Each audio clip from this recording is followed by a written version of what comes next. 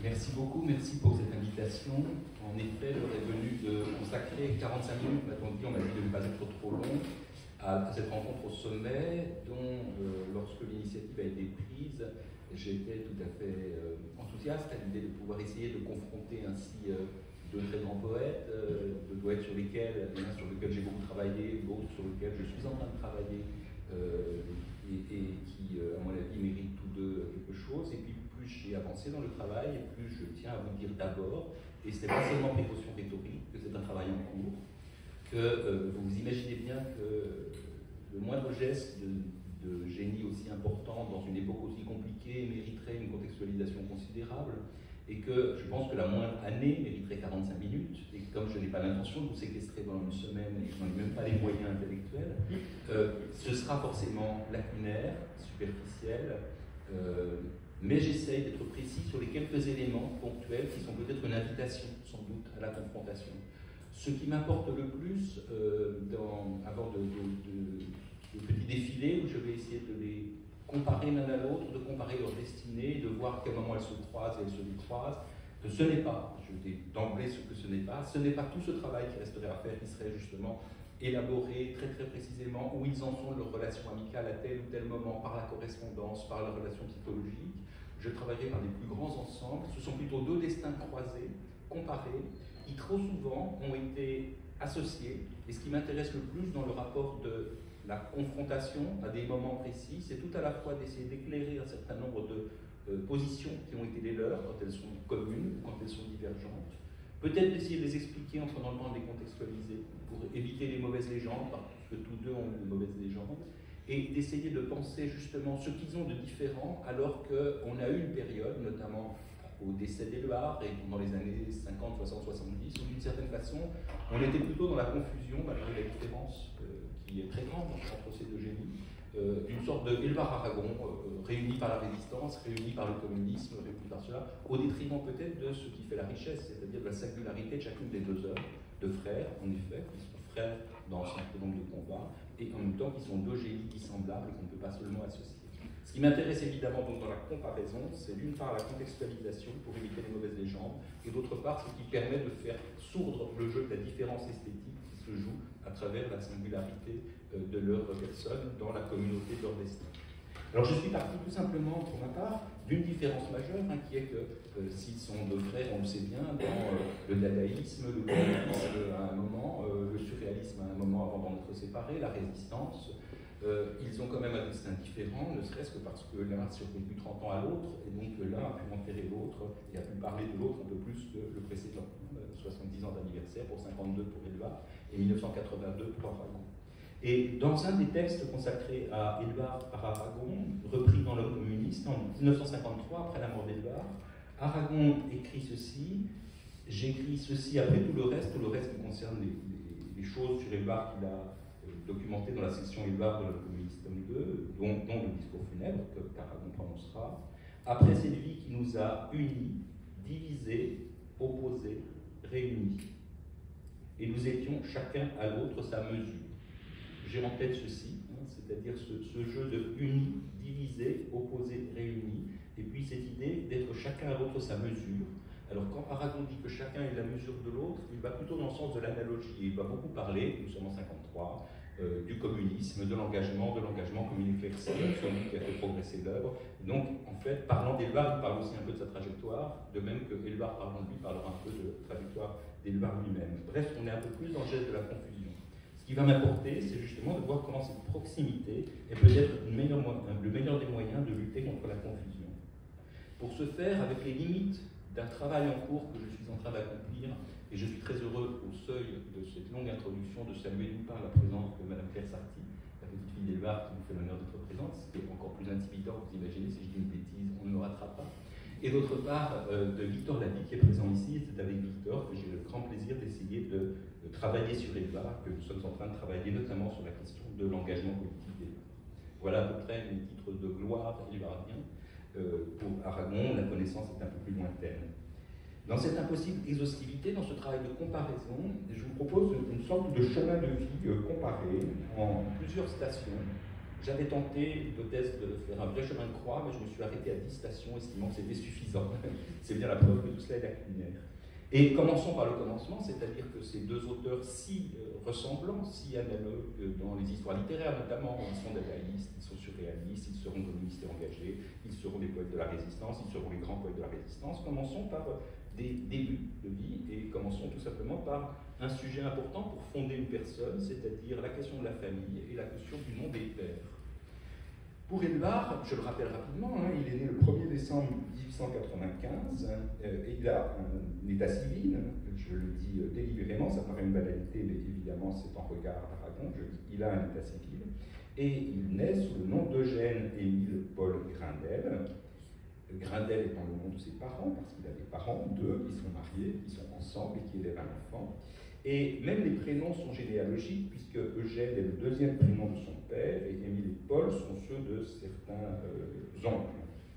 Le milieu, une légende un peu prolétarienne a existé parce qu'il est né à Saint-Denis, puisqu'il est né ici en effet, le 14 décembre 1895. Cependant, il faut corriger tout de suite cette vision absolument ouvriériste pour dire que s'il y a effectivement une chaîne ouvrière, une chaîne populaire, notamment dans la famille d'Éluard et notamment du côté des Éluard, du côté des femmes, le milieu populaire est en ascension sociale quand Éluard naît, et il finira en moyenne bourgeoisie d'un self-made qui est le père d'Éluard, sur lequel je reviendrai.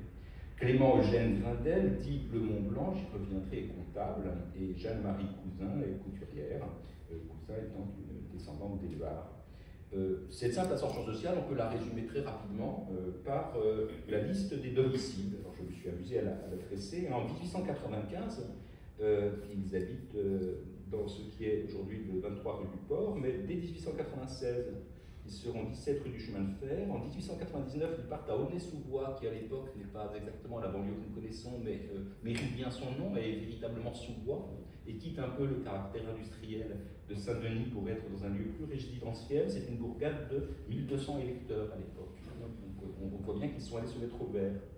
En 1908, Éluard habitera 43 rue Louis Blanc dans le 10e, en gardant le pavillon d'Aulnay-sous-Bois pour sa famille. En 1912, 3 rue Ordonnaire dans le 18e, et c'est là que Clément Grindel, devenu non plus comptable mais entrepreneur et vendeur de biens, immobiliers, installera son entreprise dans laquelle Éluard lui-même sera employé.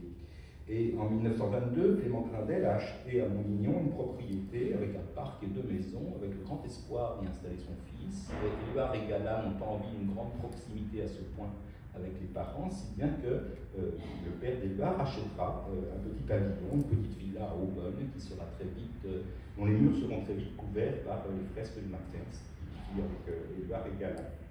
Vendue en avril 1930, cette maison, après la mort du père d'Éluard, rapporterait, selon Jean-Charles Gatteau, 1 million de francs de 1988, qui se sont partagés avec Gala. On voit donc qu'effectivement le milieu est d'obédience ou d'essence prolétarienne, d'un prolétariat qui est en pleine ascension sociale, notamment grâce à l'énergie du père.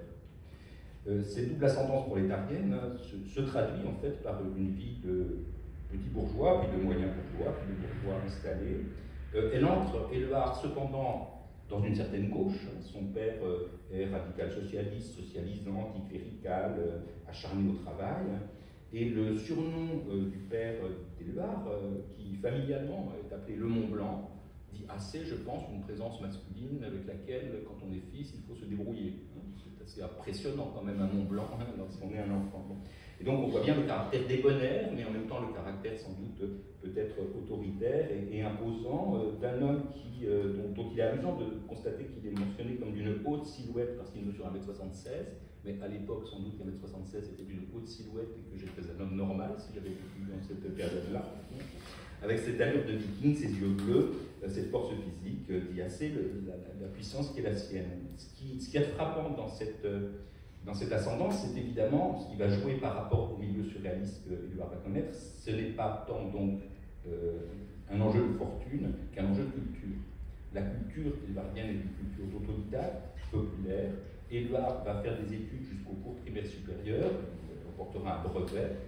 Des études ultérieures qui n'auraient pas été des études universitaires ou grandes écoles, comme le sont celles des fils de bourgeois de l'époque, s'arrête donc avec ce brevet, d'autant que la maladie, l'hémoptysie, le cloue au sanatorium l'année même de l'obtention du brevet. J'ai l'impression qu'elle peut ressembler à la mienne d'une certaine manière, hein, le fils aimé d'un couple aimant. Et ce qui est très frappant, hein, et je vous invite là à tirer profit des rééditions, dans les lettres de jeunesse d'Éluard qui ont été rééditées chez Séguers, et qui, je crois, figurent sur la table là-bas, on voit très bien comment Éluard est proche de sa mère, proche de ses parents. Ses parents sont attentifs à son éducation, même si cette éducation n'est pas une éducation de classe, hein, d'une certaine manière. Un exemple, il va en Angleterre quand il est adolescent pour perfectionner son anglais. C'est quelque chose qui est assez moderne, enfin, et assez commun, je pense, parmi la moyenne bourgeoisie d'aujourd'hui ou la classe moyenne d'aujourd'hui.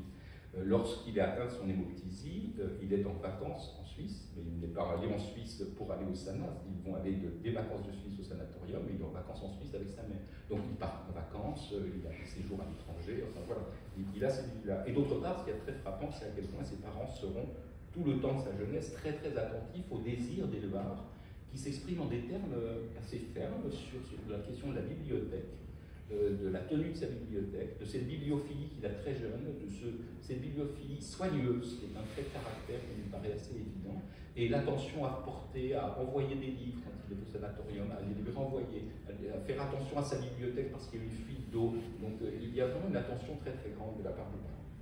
Pour Aragon, il est de 2 ans le cadet, il naît le 3 octobre 1897, et il naît sans état civil. Et je ne vais pas revenir sur ce que peut-être, si vous êtes lecteur d'Aragon, tout le monde a développé, qui est un roman familial très très compliqué, mais il faut quand même le rappeler. Le lieu de naissance d'Aragon, il dira souvent qu'il est né sur l'esplanade des Invalides par boutade. Peut-être que les premières contractions ont eu lieu sur l'esplanade des Invalides, on n'y croit pas vraiment. Hein. Mais c'est aussi parce qu'on ne sait pas où il est né, puisqu'il n'y a pas d'état précis. Peut-être est-il né rue Vanneau, dans la dernière biographie qui est celle l'avant-dernière alors, c'est de Pierre Juquin. Pierre Juquin plaide pour un envoi sur les terres de Provence, près de Toulon, et qu'on aurait caché la grossesse de la mère à Toulon avant de la cacher en Bretagne une fois que l'enfant est né pour brouiller les pistes, puisque Aragon, je vais vite si vous le savez, hein, est donc le fils naturel d'une jeune femme non mariée, hein, Claire Toucamassillon, et d'un homme qui est un homme intéressant et important, qui est Louis Andrieux, et qui est âgé de 57 ans à l'époque, et qui est un député, préfet de police, marié, père de famille, qui sera sénateur. Il est un peu dans une période de creux puisqu'il n'est pas réélu. Il a été préfet de police au moment de la Commune de Lyon. Une personnalité qui politiquement le place de façon un peu complexe, puisqu'il est opposant à Napoléon III, parce que vous voyez que ça remonte à une génération assez ancienne, puisqu'il a 57 ans. Et donc, au moment de la Commune, il est en prison, parce qu'il était un opposant à l'empereur, mais il est libéré par la Commune, il est envoyé à Lyon, il a une assise, il lui est demandé d'être en fait le gestionnaire, préfet de police, si on veut, même si ce n'était pas le terme exact de la Commune de Lyon. Il va réprimer la Commune de Lyon. L'opposant de gauche à Napoléon III est le premier oppresseur de la Commune, voilà, ce qui est un peu compliqué à Lyon en tout cas. Aragon a beaucoup développé et a d'une certaine façon tiré tout un fil de son œuvre, évidemment ce que Éluard ne pouvait pas faire, de cette complexité, puisque Aragon est donc déclaré comme né peut-être d'une femme s'appelant Blanche, et recueilli par la grand-mère d'Aragon, la mère se faisant passer pour la sœur, comme on faisait généralement à l'époque. Et de temps en temps, c'est la mère qui est déclarée être, la grand-mère qui est déclarée être la mère. Alors, ou bien il a une mère qui est la grand-mère, ou bien il a une mère adoptive et il est né d'une certaine Blanche et il n'a pas de père. Aragon a beaucoup développé cette dimension. Je vous renvoie sur la défaillance des pères dans l'œuvre d'Aragon, notamment à son roman Les Voyageurs de l'Impériale, où il remonte dans les analogies, puisque le grand-père lui-même, hein, donc le mari de celle qui devrait être sa mère, mais qui est sa grand-mère, Ferdinand en tout cas, avait fui la famille en 1889, il avait refait sa vie à Constantinople en devenant un entrepreneur de jeu. Il revient en 1904 à Paris et il crée un cercle de jeux place de l'Opéra, mais sans s'occuper du tout de sa famille. Donc il a abandonné sa femme et ses filles et son fils, puisqu'il y a les 3 sœurs plus Edmond, et ils ont dû se débrouiller. Il y a donc une bourgeoisie qui est une bonne bourgeoisie, mais complètement déclassée, qui a connu un moment de déclassement par la disparition des pères. Et donc c'est dans avec une grand-mère qui, elle, ne veut rien faire, c'est la sœur aînée, comme souvent, c'est-à-dire la mère d'Aragon, qui a dû aller travailler, ce qui est une déchéance absolue, et progressivement, grâce à un héritage arraché à ce qui restait de la noblesse, en tout cas de la grande bourgeoisie première, c'est-à-dire la lignée Massillon, qui dépend de Jean-Baptiste Massillon, homme d'église bien connu. En 1899, l'héritage des Massillon permettra à la mère d'Aragon d'arrêter de travailler, de déménager, d'ouvrir une pension de famille, ce qui permet d'avoir un bien immobilier et un emploi qui est moins indigne que d'être salarié dans un grand magasin, par exemple, et donc de reconstruire progressivement une apparence. C'est donc une bourgeoisie déclassée, soucieuse de sauver les apparences malgré son déclassement, soucieuse de maintenir les apparences malgré la clandestinité du rapport familial, et soucieuse par un mensonge. Et le mot d'étoile famille, qui sera souvent prononcé par Aragon, dit bien la complexité généalogique, l'entrelac compliqué. Ce n'est que le 13 février 1914, quand Aragon a 16 ans et demi, qu'un jugement du tribunal civil de la Seine, enregistré le matin suivant à la mairie du 16e arrondissement, établit, je cite, « L'an 1897, le 3 octobre, est né à Paris, 16e arrondissement, ce n'est pas vrai s'il est né de Rubano ou ailleurs, un enfant de sexe masculin qui a reçu le nom et le prénom de Aragon Louis, fils de père et de mère non dénommés. Voilà l'acte d'état civil qu'à 16 ans on aura établi sur cet enfant.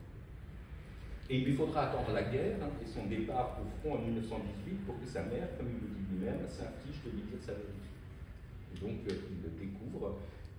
Quelle connaissance avait Aragon de la réalité des choses? Les témoignages de l'époque montrent que, sans doute, comme tous les secrets de famille, il y a-t-il des choses qui filtrent, mais qui, n'étant pas dites, ne sont quand même pas stabilisées. Aragon, jeune dada, quand il recevra, comme ça arrivera de temps en temps, dans la famille, habitant désormais à Neuilly, rue Saint-Pierre à Neuilly, présentera toujours sa grand-mère comme sa mère à ses amis. Donc on peut se dire qu'il maintient lui aussi la façade de cette histoire. Les enjeux de cela, c'est effectivement qu'Aragon reçoit en revanche, dans cette bourgeoisie déclassée et soucieuse de maintenir les apparences, une éducation, elle, bourgeoise, parce qu'il s'agissait de maintenir. À partir du moment où ils quittent l'avenue Carnot et qu'ils vont à Neuilly, rue Saint-Pierre, Aragon fréquentera l'école Saint-Pierre de Neuilly, privée. Il ira ensuite au lycée Carnot, qui est un lycée de l'Ouest parisien tout à fait bien coté. Il rencontrera d'ailleurs, il est plus âgé que lui, ils ne sont pas dans la même classe, contrairement à ce qu'on dit parfois, mais par exemple les frères Prévert, qui sont dans la même ligne aussi, ou Monterland. Il a accès aux langues anciennes, il sait le latin, il a des études classiques et il fera des études universitaires, puisqu'il fera d'abord son PCN, c'est-à-dire la première année de médecine de l'époque, et il fera 5 années de médecine au total avant de ne pas se présenter à l'examen pour n'être pas médecin. En revanche, du côté de l'identité, vous voyez bien que la stabilité et le débat un peu oedipien avec le père, qui sera sans doute une des questions, comme beaucoup de gens, d'Éluard, ne se joue pas de la même manière chez Aragon. Le dernier point peut-être sur cette fondation par les origines, c'est que cette éducation bourgeoise, où la littérature et les arts sont connus, où on fréquente un certain type, se double donc d'une instabilité identitaire, et ça se jouera sans doute dans les noms des auteurs. Et je m'arrêterai simplement ici sur les noms. Éluard publie très tôt, et avec cette famille si accueillante, le compte d'auteur, on le lui offre, et dès 1913, il a un premier recueil qu'il reliera ensuite, de premiers poèmes au pluriel, publié à compte d'auteur, signé Paul-Eugène Grindel. En 1916, une plaquette qu'il photocopiera aux armées lui-même, il la signera Paul Éluard, qui sera la signature définitive. Ce Éluard, c'est donc faire le choix d'une part de l'ascendance maternelle, et non pas de l'ascendance Grindel. C'est faire le choix de l'ascendance maternelle qui est elle-même l'ascendance ouvrière. C'est faire le choix aussi d'effacer le nom du père, puisque c'est le prénom de Paul qui est celui qui ne partage pas avec Clément Eugène, qui sera choisi. Et très vite, ce nom d'Éluard et cette signature si belle avec les deux épées est stabilisée, marquée, comme si il avait eu besoin de se démarquer, comme souvent les écrivains, pour pouvoir s'inscrire, choisir un pseudonyme, ce n'est pas rien. Mais il trouve ce pseudonyme très très tôt, puisque au fond, on le voit apparaître très précisément, ce pseudonyme, avant d'être sur une couverture, dans une lettre à son ami relieur, qui est l'un de ses amis de jeunesse, Jules Aristide Gonon, le 6 novembre 1914. Donc, Il signe pour la première fois Paul Éluard. Et cette signature sera dans cette splendide stabilité. Je ne sais pas si vous la voyez, hein, il tire comme ça, il a un soin, il a une qualité de graphie d'ailleurs qui n'a rien à voir avec cet Aragon. Et là, c'est ces deux traits qui font comme deux épées, pourrait-on dire croisées, ou je vois de temps en temps des ciseaux de couturière. Donc je ne sais pas si j'ai raison de l'y voir, ce qui renverrait peut-être à une ascendance maternelle. Aragon, lui, a donc cette particularité d'être né sous pseudonyme. Et le travail de la démultiplication des pseudonymes et du A d'Aragon montre bien la complexité assez déchirante quand même de cette identité qui se cherche en permanence. Rappelons très rapidement hein, que Aragon donc, signera Louis Aragon, mais il partage quand même quelque chose avec son père, puisque le nom d'Aragon lui a été donné par Louis Andrieux, qui ne veut pas le reconnaître, mais qui tout de même lui donne son nom, partage avec lui le prénom, il partage avec lui l'initiale, A, et il semblerait que Aragon, ce qui permet ensuite l'histoire de Blanche et de cette femme, etc., soit lié justement à un épisode amoureux d'Andrieux lui-même, qui voulait marquer ainsi cette touche espagnole. Aragon, très tardivement, hein, on dira, car j'ai non, le raisin d'Espagne est dans mon sang vin d'Italie, puisque, par le Massillon, il vient de Toulon et peut-être de l'Italie, et dans son nom, il y a une Espagne fabulée, fantasmatique, etc. Il faudrait suivre le fil du fil espagnol et du roman espagnol d'Aragon dans la vraie vie et dans le fantasme, ce serait tout à fait passionnant. Mais dès ses premières œuvres, hein, par exemple, Des Feux de joie, Aragon signe un poème qui est visiblement autobiographique, Vie de Jean-Baptiste A et 3 étoiles, mutilant un peu ce nom qui est un nom d'emprunt, prenant le prénom de Jean-Baptiste, et tout le travail d'Aragon va être progressivement d'habiter un nom, ou de se dédoubler dans les différents prénoms qu'il partage, hein, Louis-Marie Alfred. On sait que Alfred et Antoine seront le double, que la question du double traverse l'œuvre d'Aragon, que cette identité ne s'établit pas. Et progressivement, Louis Aragon en viendra à n'habiter que le nom en expulsant le prénom du père, Aragon, qui est celui qui figure désormais sur les couvertures. Alors là, je me tourne vers des plus savants. J'étais certain, moi, que c'était dans les années 20, qu'on était passé de Louis Aragon, qui figure sur les premières couvertures, à Aragon. Mais en regardant d'un peu plus près, persécuté, persécuteur, c'est bien Aragon. La Grande Gaîté, c'est Aragon. Et le Paysan de Paris, c'est Louis Aragon. Donc ce serait quelque part entre 26 et 29, mais je n'ai plus du tout trouvé trace d'une décision, comme chez Éluard, de cela. Donc il finira par effacer le prénom du père. Et même la gloire d'Aragon sera telle que dans les lettres françaises, peut-être que certains ont vu certains articles, il lui arrivera de signer LA, ou parfois même A. Mais en même temps, vous voyez, même réduit à cela, ce vertige identitaire, ou bien cette démultiplication initiale que l'on pense à ce que le romancier va faire. Et il est romancier, ce n'est pas Éluard. Et le roman, c'est un peu quand même lié à ce roman familial considérable. Or, ces personnages, Anicet ou Panorama, Aurélien, Antoine, Alfred, sont tous des démultiplications de ce A comme d'une identité peu stable. Dernier point cependant sur un arrêt sur ce qui peut être dit d'une nouveauté, au regard du récit qu'Aragon n'a cessé de faire, redépliant et redéployant ce roman familial, et finalement arrivant à des confessions progressives, intimes, qui se dévoilent et qui font de la vie d'Aragon une structure de dévoilement psychique qui sera très très retardée.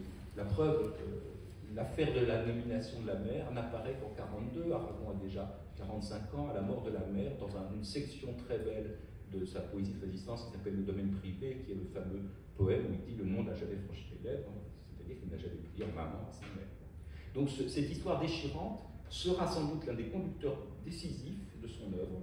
La question peut-être de son existence, il finit comme vous le savez avec les masques, la question d'une quête d'identité constamment à réinventer, ou d'un roman familial à compenser par une vision de soi à réinventer, à réélaborer toujours, ce qui n'est pas du tout le même système, vous le voyez, de psyché que chez Éluard.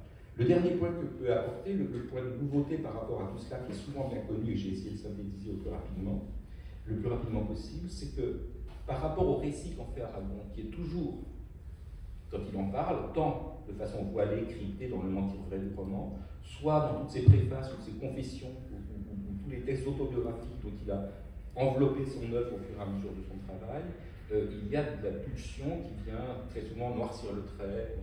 La réalité de l'implication de Louis Andrieux auprès de son fils apparaît factuellement plus grande que ce qu'Aragon dit. Qu'il y ait eu de l'humiliation, qu'il y ait eu de l'insuffisance. Mais cette double vie bourgeoise habituelle, chez un homme marié qui avait une double vie, n'interdit pas une fréquentation assidue. Il est acté maintenant qu'Aragon était par exemple régulièrement invité par son père quand il était député à venir à l'Assemblée nationale et connu des gens qui le faisaient s'installer.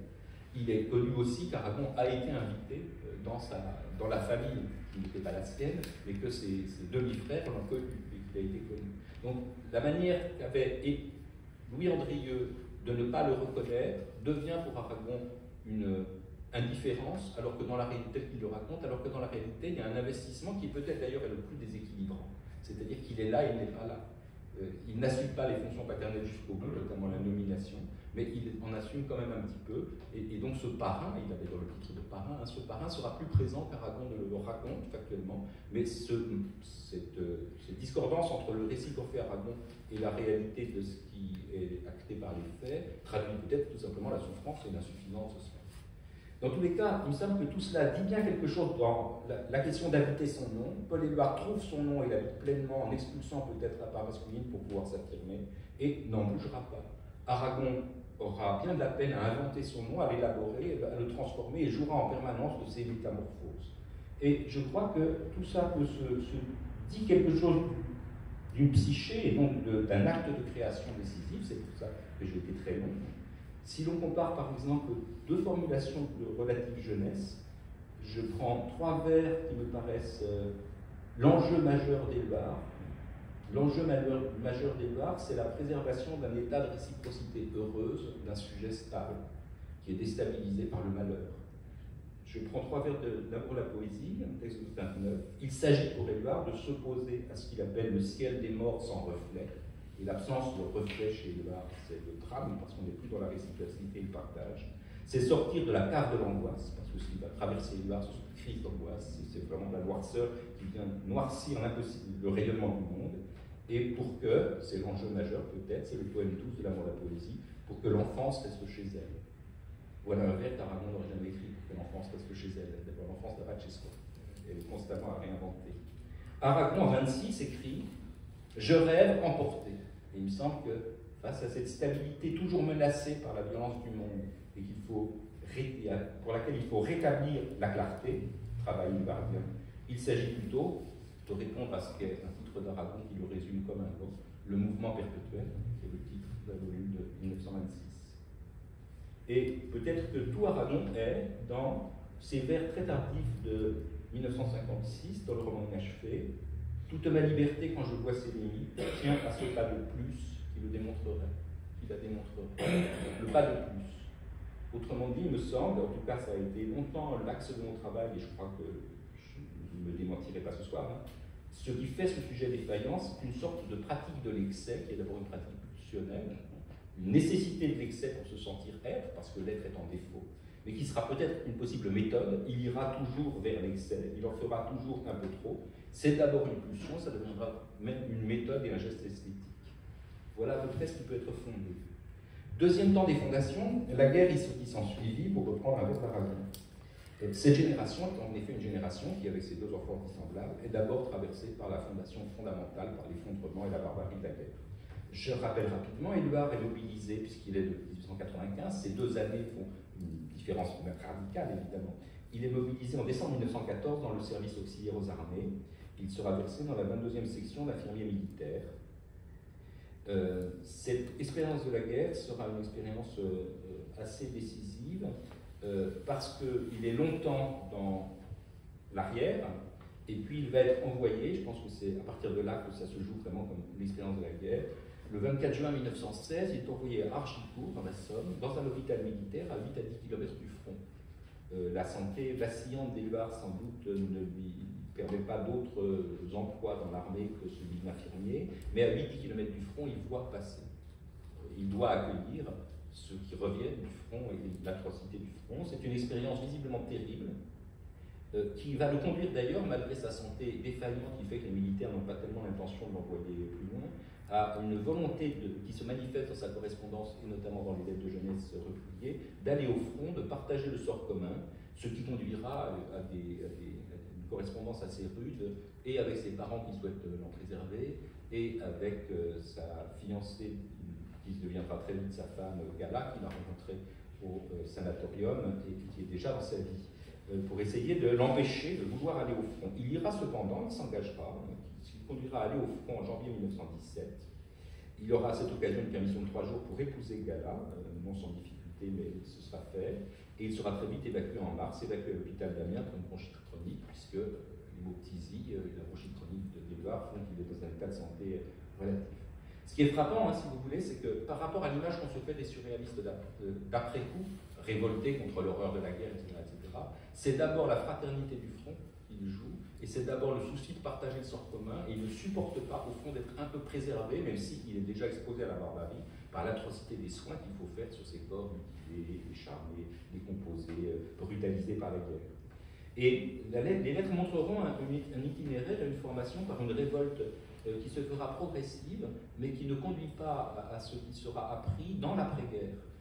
Ils sont d'abord plutôt, non pas patriotards, ça ils ne le sont pas, mais plutôt dans le sort commun, et même les poèmes qu'Éluard écrit à cette occasion, et qu'il signera peu l'Éluard, Le devoir et l'inquiétude, ou même les poèmes pour la paix qu'il publiera en 1918, sont surtout des poèmes d'appel à une fraternité, beaucoup plus que de révolte encore. Les poèmes pour la paix pourront passer pour pacifistes, mais c'est parce qu'ils sont faits pour la paix en 18, et c'est progressivement se construira le pacifisme sur les tout derniers mois de la guerre, et sur finalement quelque chose qui deviendra un engagement politique un peu plus construit ensuite, et d'abord une révolte. Aragon appartient lui à la classe 17 à cause de leur année de différence. Il sera donc envoyé au front après une formation d'élève médecin auxiliaire, et il sera donc non pas infirmier, mais médecin auxiliaire. Et c'est d'ailleurs dans cette formation de médecin auxiliaire qu'au Val-de-Grâce, en 1917, il rencontrera quelqu'un d'autre qui se prépare à cette formation, qui est André Breton. L'amitié entre Breton et Aragon se jouera ici. Il sera envoyé tardivement sur le front, mais quand nous disons tardivement, nous sommes toujours dans l'illusion rétrospective. Parce que si on dit qu'il est envoyé le 26 juin 18 sur le front, nous le voyons nous en disant oui, on sait que ça finit le 11 novembre. Je rappelle qu'ils ne le savaient pas. Et que donc on ne savait pas quand c'était, et donc quand ils sont envoyés en 18, ils sont envoyés après toute la barbarie des années 15, 16, 17, et ils pensent plutôt qu'ils vont mourir. Et d'ailleurs, ça aurait pu se passer, puisque sur le front de Champagne, le 15 juillet 1918, lors d'une offensive du Mangin, puis le 6 août à Couvrel, le 6 août, il est enseveli 3 fois par la terre remuée par les obus. Il serait déclaré mort. Il y a peut-être une part légèrement romanesque dans la version qu'on donne à Aragon, mais dans tous les cas, cet ensevelissement 3 fois est acté et il vaudra la croix de guerre. Et il sera ensuite cantonné longuement, parce que nous croyons aussi que en 18, tout était fini dans les livres d'histoire, mais toute l'occupation de la Rue, toute l'occupation a fait qu'il est démobilisé en 19. Il est cantonné en Alsace, c'est d'ailleurs un moment très important de sa formation à l'ESC. Et donc il aura été conduit immédiatement à l'épouvante des combats, d'une autre manière, peut-être moins torturante finalement que de soigner, même s'il a soigné une commission auxiliaire, mais plus brutale, mais en même temps où son corps est en jeu.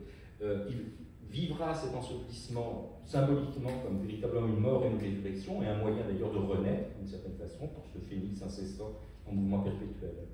C'est lors d'une permission de cette période d'occupation de la Ruhr, qui est décisive dans sa formation par la rencontre du romantisme allemand de Rilke, mais je ne vais pas développer, que le 18 mars, chez Philippe Soupeau, il est permissionnaire et il vient lire les premiers chapitres d'Anicet ou le Panorama, qui est sa prose, à ses amis, il y a Breton, et c'est là qu'Aragon rencontre, le 18 mars 1919, Paul Éluard.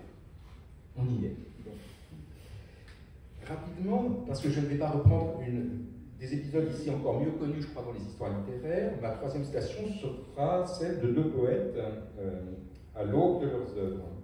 Je voudrais simplement regarder 2 textes pour mieux saisir les différences, parce qu'en plus il faut donner entendre leur voix et pas seulement des faits.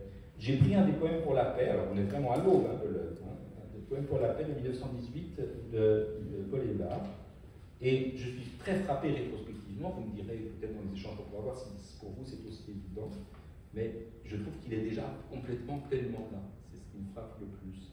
J'ai eu longtemps un visage inutile, mais maintenant, j'ai un visage pour être aimé, j'ai un visage pour être heureux. Honnêtement, si, à moins que vous soyez des grands connaisseurs d'Éluard, je ne suis pas sûr qu'on puisse dater ce texte. Alors certes, dans les poèmes, c'est peut-être, je trouve, j'ai un peu triché, c'est un des plus accomplis, un des plus, je pense, où l'épi contient déjà, où le grain contient déjà tout l'épi. Mais je pense que je pourrais dire qu'il peut être de 52, ce texte. Et dans sa thématique, et dans Et dans cet enjeu, entre le visage inutile et le visage pour être aimé, et dans cette revendication du bonheur, et dans cette simplicité de trait aussi, il me semble qu'il y a déjà, finalement, l'esthétique d'Éluard dans son plein accomplissement. Si l'on prend par exemple les poèmes du jeune Aragon, j'ai pris un peu au hasard, là, parce que je ne voulais pas prendre les tout premiers, mais c'est en feu de joie, hein, donc ça date de 1900, ce sera publié en 1919. On peut prendre Secousse ou Parti pris.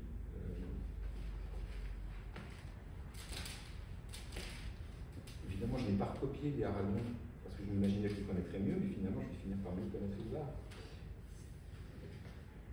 Prenons Secousse. Secousse, c'est celui qui est consacré justement à Ouvrel. Brouf, fuite à jamais de l'amertume, les prés magnifiques, volant pas de frais, tournent, chant qui chancelle.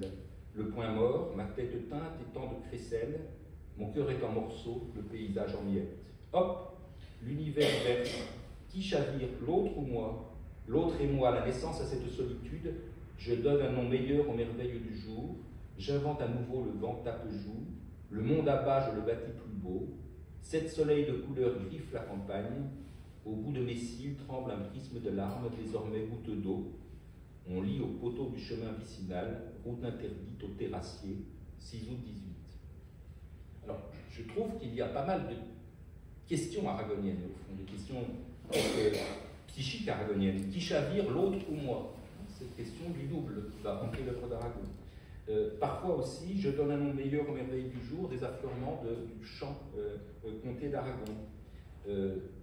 Sans doute un travail aussi sur le jeu de mots qui peut travailler cela. Mais on voit bien que ce poème, on ne pourrait pas dire qu'il est de 1956, ce n'est pas un poème de la Résistance, il est très marqué par l'esprit nouveau, par un héritage apollinarien aussi, je pense que dans le traitement de la guerre un peu distancié comme cela.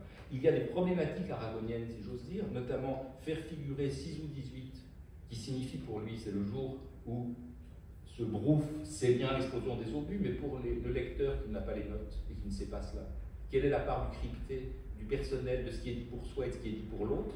Ce n'est pas la transparence qui caractérise l'énonciation aragonienne, c'est plutôt un feuilletage de complexité.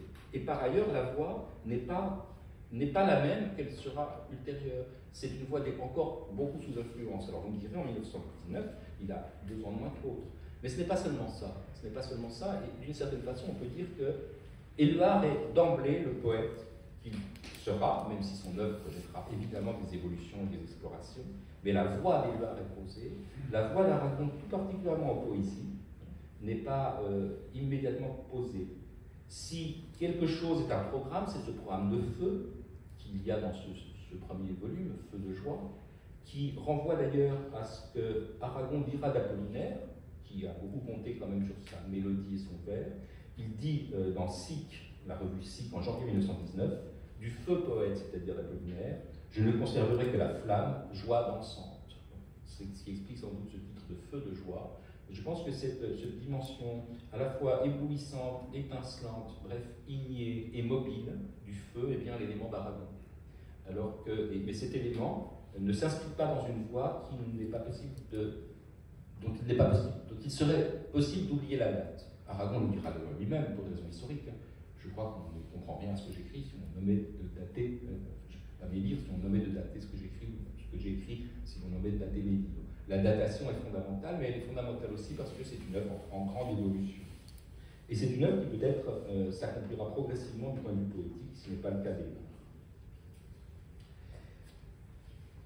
Ces deux jeunesses qui se retrouvent et qui deviendront amies vont travailler dans une véritable fraternité intellectuelle et dans une aventure conjointe et commune à partir de 1919. Là, les histoires littéraires sont très nombreuses sur l'histoire de Dada, l'histoire du surréalisme, de ses ruptures, de ses fractures, de ses divisions, etc. etc. Je ne retiens donc qu'ils vont collaborer, contribuer ensemble à l'aventure surréaliste, évidemment, être dans une grande proximité intellectuelle, affective, dans cette aventure complexe et multiforme. Peut-être la seule chose à indiquer ici, c'est que quand Éluard arrive dans le surréalisme, alors que Breton est vraiment le premier contact et le premier partenaire de littérature, on voit qu'Éluard a déjà un ami plus âgé que lui, Aristide Jules Guenon. D'autre part, il a connu Paulan, et c'est avec Paulan qu'Éluard travaillera sur une forme qui a à voir avec la dimension déclarative et assertive des vers d'Éluard, qui est la forme du proverbe, qu'avant d'être dada, il travaillera sur la question du proverbe. Il ne doit pas, donc, à la rencontre avec Breton, quelque chose comme une entrée en littérature. Il a une assise ici qui lui vient un peu d'ailleurs. D'autre part, on verra que et l'un et l'autre ne sont pas les premiers témoins de ce qui est devenu la marque de fabrique du surréalisme, puisque les champs magnétiques, c'est-à-dire l'invention de l'écriture automatique, s'est effectuée entre André Breton et Philippe Soupeau. Et tardivement, le troisième du trio qui s'y mettra, c'est Aragon. Éluard n'y est pas véritablement associé.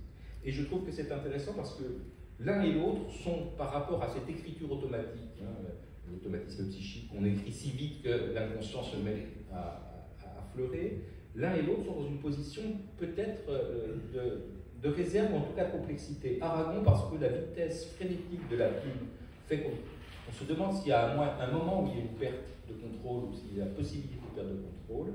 Quant à Éluard, le compte-rendu évidemment élogieux qu'il fait des champs magnétiques dans littérature montre cependant qu'il voit bien que cette expérience est une expérience, mais qu'il n'en fait pas, comme Breton le fera, peut-être la marque de fabrique et la création fondamentale. Pourquoi? Parce que d'une certaine manière, cette sorte d'écriture automatique risque de tourner à vide, d'être un entretien d'un individu avec ses propres fantasmes et son propre inconscient, et que la valeur d'échange est la valeur fondamentale de l'écriture chez Éluard. On écrit pour être ensemble, on n'écrit pas pour s'explorer dans une pratique qu'on pourrait presque dire onaniste de l'écriture. Dans cette immense histoire du surréalisme, je me contente juste d'une quatrième étape que j'appellerai 1924-1926. Pourquoi l'appeler ainsi? Parce qu'en 1924, il y a un moment fondamental pour Éluard, qui va être une crise, qui est une crise importante dans son itinéraire, qui est le fait qu'il va fuir la vie qu'il est en train de vivre. Quand Aragon, qui en parle dans ses souvenirs sur Éluard, il se trouve que la mémoire de Diamant d'Aragon fait une erreur absolue. C'est en 1924 qu'Éluard va fuir sa famille, ses amis surréalistes et se lancer dans une sorte de tour du monde qui n'avait pas vocation d'ailleurs à être un tour du monde, qui avait vocation à être une fugue le plus loin possible. J'y reviendrai.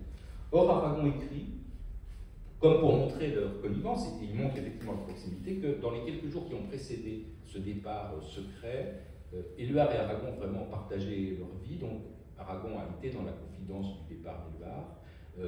Éluard, qui était assez désespéré, se perdait dans l'existence qui est plus celle d'Aragon, nocturne, des boîtes de nuit et des soirées pendant les jours qui précédaient. Et il écrit ceci en 1952, il écrit sous l'émotion du deuil. En 1926, est-ce que c'était bien en 26? Il était déjà parti une fois. Ce petit univers de clameur lui était devenu insupportable. Il m'avait pris pour confident, moi de tous ses amis.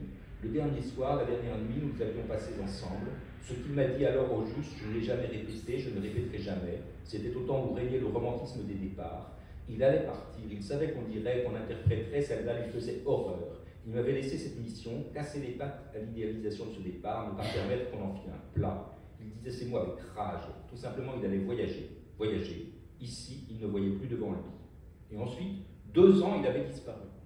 Or, Aragon est une excellente mémoire. Là, qu'est-ce qui a justifié ce lapsus très étrange? Parce que c'est 1924 et il ne part pas 2 ans, il part 5 ou 6 mois. J'en viens d'abord à Éluard. Donc, en 1924, Éluard est dans une situation particulière qui n'est pas inintéressante. Il est marié, donc il s'est marié avec Gala, il est père de famille, il vit à Aubonne, dans cette ville-là de son père. Il vit en travaillant avec son père et il figure comme employé pour vendre des lotissements. Tout cela n'est pas du tout l'existence idéale qu'il a. Et le seul plaisir qu'il a à vendre des lotissements, et vous pourrez le voir d'ailleurs si vous êtes allé visiter, c'est que comme c'était des lotissements qu'ils devaient les construire eux-mêmes, c'est ce qui explique qu'il y a des noms de poètes tout à fait étranges, et non pas de généraux de Napoléon, puisqu'il donnait les noms des poètes qu'il aimait à ces différents endroits. Il y a quelques plans qui sont affichés qui le montrent. Mais enfin, c'est une compensation un peu relative pour une tutelle du père, dont il est écrit qu'il est employé, pour une vie de bureau d'une certaine manière consacrée au commerce. Qui plus est, la situation sentimentale est assez considérable aussi, puisque Éluard, qui vit la liberté sexuelle, qui subit l'exploration de la liberté sexuelle qu'il en vécu, comme on voudra, vit avec Galatali, mais Maxence aussi qui s'est installé, et ils sont dans un couple à trois, dont il semblerait, d'après les témoignages et notamment le travail de Jean-Charles Gattreau, que au fond ce ne soit pas si compliqué que ça pour Maxence, pas tant que ça pour Éluard, qui n'est pas du tout un être de possession, ce que sera très clairement Aragon dans une jalousie féroce, parce que la jalousie renvoie aussi à la peur que l'autre ne vous reconnaisse pas, sans doute. Mais en revanche, Galadali, Gala Éluard, elle le vit visiblement sur le mode exalté et slave de l'opéra perpétuel, avec la déchirure perpétuelle entre ces deux hommes. Donc, visiblement, il en a assez. Il en a assez de la vie, de l'inutilité peut-être d'une écriture qui ne parvient pas à figer la révolte, de ses expériences, et il s'en va. Ce qui m'intéresse, c'est que la proximité très grande qui existe à ce moment-là entre les deux amis, pour que Aragon soit le premier dépositaire, semble-t-il, de cette confidence. Éluard dira très clairement que ce voyage qui tournera très vite vain, qui était une fuite, parce que finalement il fallait qu'il sorte de cette situation inextricable du ménage à trois, de l'enlisement, sera, il l'appellera toujours un voyage idiot. Idiot au sens propre, c'est-à-dire que voilà, c'est un voyage, l'idiotisme, c'est ce qui n'arrive qu'une fois et donc il n'y a rien à tirer, rien à faire. La durée de 2 ans, telle que s'en souvient Aragon, montre que la durée de l'absence a été vécue très très longuement. En fait, il en reviendra de ce voyage, il reprendra sa place un peu auprès de son père, il continuera à travailler jusqu'à finalement s'en extraire et s'en arrêter, et beaucoup auprès de ses amis où il reviendra. Si je pense que Aragon fait une confusion, c'est parce qu'il y a une sorte de superposition, parce que l'itinéraire d'Aragon le conduira lui non pas à une fuite, mais à une véritable errance pendant l'année 26. Et je pense qu'il se confond un peu au miroir de son ami. 26, pour lui, c'est la période où, en compagnie de sa maîtresse de l'époque, et ça se finira très mal pour lui aussi, mais un peu plus tard, sa crise, lui, ce sera plutôt 27-28, avec Nancy Cudard, Aragon est à Londres, en Bretagne, dans le Tarn, à Madrid, en Italie. Il repartira ensuite en Belgique. Bref, c'est une période de grande itinérance et j'ai l'impression que Aragon a confondu les deux. Si je m'arrête sur 1926, c'est aussi tout simplement parce que 1926, c'est peut-être la date de gémellité, vraiment, de 2 chefs-d'œuvre du surréalisme qui sont peut-être les 2 contributions majeures de l'un et de l'autre au surréalisme. 1926, c'est la date de publication de Capital de la douleur, d'Éluard, qui reprend d'ailleurs en son sein Mourir de ne pas mourir, qui est le recueil qu'il avait publié juste avant son départ, et c'est à la veille de la publication de Mourir de ne pas mourir, dont le titre dit assez, la situation dans laquelle il était, qui se retrouve dans Capital de la douleur. On sait que c'est l'un des plus grands recueils du surréalisme poétique. C'est donc assez essentiel. En 1926, il se trouve que Aragon publie Le Paysan de Paris, souvent mentionné comme sa contribution majeure au surréalisme. On notera cependant que ces 2 accomplissements, on sent qu'ils sont vraiment accomplis et qu'il y a 2 choses, se font dans des modes esthétiques différents. Ce qui est accompli chez Aragon et qui en fait un chef-d'œuvre, c'est la prose. C'est la prose poétique, bien sûr, du Paysan de Paris. Mais ce n'est pas peut-être l'écriture d'un recueil. C'est l'écriture de quelque chose qui, encore, dans le sens étymologique de la prose, se déroule, se développe, va vers l'expansion, va vers l'arborescence, va vers l'exploration et l'errance, puisque vous savez, ce sont 2 promenades, l'une dans les passages et l'autre dans le sentiment de la nature au bout du chemin. Il y a quelque chose du geste du déroulé, encore une fois, qui est le geste caractéristique, qui peut être le plus important chez Aragon, et qui s'accomplit bien davantage dans la prose, dans la jeunesse d'Aragon, qu'elle ne s'accomplit dans le vers. 5e étape, l'apprentissage de la politique. Ici, peut-être une invitation. On sait les démêlés du surréalisme qui se voulait révolutionnaire, mais qui se rendait lui-même compte que sa révolution était un peu privée de bras, et que, d'une certaine façon, toute la révolte qu'ils ont sortie de la Première Guerre mondiale, toute l'horreur de la violence de l'histoire, toute la brutalité aussi de ces années 20, conduisent ces jeunes gens à se prétendre les premiers révolutionnaires et à se rendre compte assez vite que leur révolution est une révolte qui tourne un peu en rond. Et donc, évidemment, la naissance d'un parti révolutionnaire, l'existence d'une révolution à l'Est va repositionner tout le champ intellectuel et idéologique des intellectuels occidentaux. Je voudrais insister simplement sur une dimension qui est pointée par Aragon et qui est pointée aussi par Éluard, S'il y a évidemment une conjonction qui va se faire progressivement, ce qui fait rentrer les surréalistes, en tout cas Aragon et Éluard, dans la préoccupation de savoir quelle action politique concrète faire et non pas ces interventions qui disent des révolutionnaires sans révolution, hein, comme les a appelés Thirion, c'est un événement dont je trouve qu'il n'est pas assez mentionné, et là je vais contextualiser un tout petit peu, c'est les guerres coloniales, c'est la guerre du Rif. C'est la guerre du Rif qui décide véritablement du fait que la question politique et de l'action politique va se poser. Je le rappelle un tout petit peu parce que cette guerre du Rif, parmi les études postcoloniales, coloniales, etc., si abondantes dans notre début du XXIe siècle, me paraît toujours un peu oubliée. Il me semble qu'on ne s'en souvient plus. Donc je rappelle très rapidement qu'il existe une république confédérée des tribus de Rif, dont Abdelkrim est le président depuis 1923 et qui est défie par son autonomie conquise et par le fait qu'il y a un système politique établi et avec une certaine forme de démocratie, l'Espagne et la France qui sont les deux tutelles coloniales des deux parties du Maroc. Et que depuis longtemps, Primo de Rivera, qui n'est pas connu pour être un grand démocrate, ne s'en sort pas, il n'arrive pas à réduire militairement cette poche de résistance à l'Empire et à la colonie. Et lorsque la violence des combats n'y suffit plus, il sera fait appel à d'autres puissances coloniales, la France et l'Angleterre se mettent du côté d'une Espagne qui ne parvient pas à juguler seule, et il va y avoir une guerre d'une violence et d'une brutalité considérable, puisqu'on y réemploie des gaz, et je pense que pour des gens qui ont connu 14-18, pensaient que c'était vraiment la dernière, l'horreur de cette barbarie, on y massacrera des gens. Ce que j'ai découvert moi, et que je voudrais partager avec vous, parce que je ne m'en souvenais plus, moi non plus, c'est que pour pouvoir faire appel à une puissance militaire plus forte, on change le général espagnol qui se chargeait de cela, et le général espagnol qu'ils ont trouvé, et qui, effectivement, l'histoire donnera raison, il savait faire en matière de barbarie, c'est Franco. Et Lyotel lui-même, qui est plus connu pour une certaine forme d'humanisme, est un peu mis sur la touche et finalement s'en va, et on trouve un homme de poigne. Et l'homme de poigne qu'on trouve en France, c'est Pétain. Franco et Pétain, leur première rencontre, ils se reconnaissent, c'est la contribution avec laquelle ils vont écraser et massacrer, parce qu'il y aura des massacres, la République. Je trouve que c'est assez intéressant de voir que les surréalistes sont de beaux rêveurs, ce sont des intellectuels un peu décrochés de tout ça, mais au fond, ce qu'ils jouent en 25, c'est un beau berceau de ce qu'il y aura à la fin des années 30. C'est là que naît dans la barbarie coloniale quelque chose de ce qui deviendra le fascisme des deux côtés. Alors, il y a des épisodes bien connus, il y a le banquet où Aragon se met à une fenêtre, où il perturbe le banquet à la causerie des Lilas, fait pour un pauvre poète qui ne pouvait aimer, Aragon se met à crier « Vive l'Allemagne, vive les Riffins ». Il y a tous ces épisodes un peu folkloriques. Moi, ils ne m'intéressent pas beaucoup. Mais ce qui m'intéresse, c'est que c'est à la suite de cette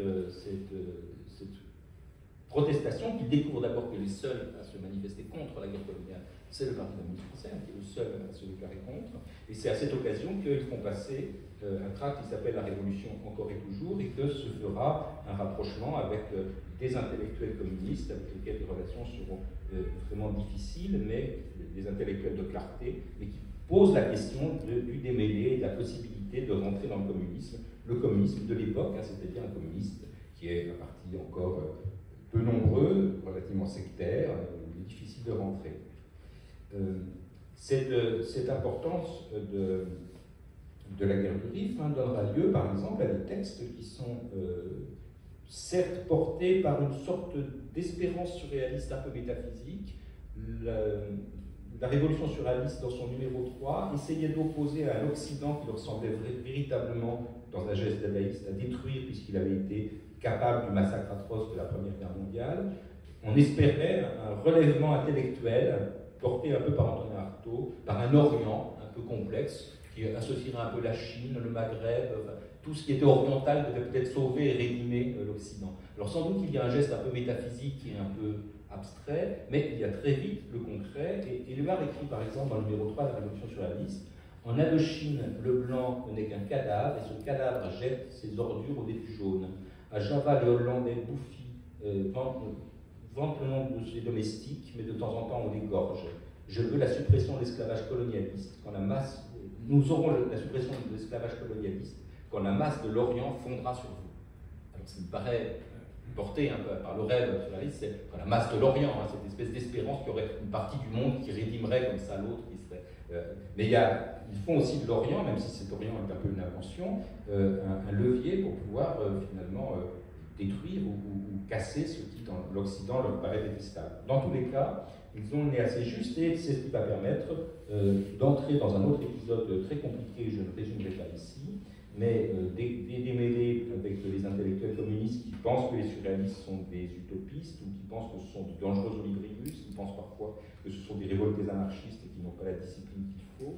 Dans tous les cas, tout cela conduira avec des aventures. Éluard a adhéré au Parti communiste en septembre 1926, le premier surréaliste, et c'est le 3 janvier 1927 qu'Aragon s'inscrira lui-même.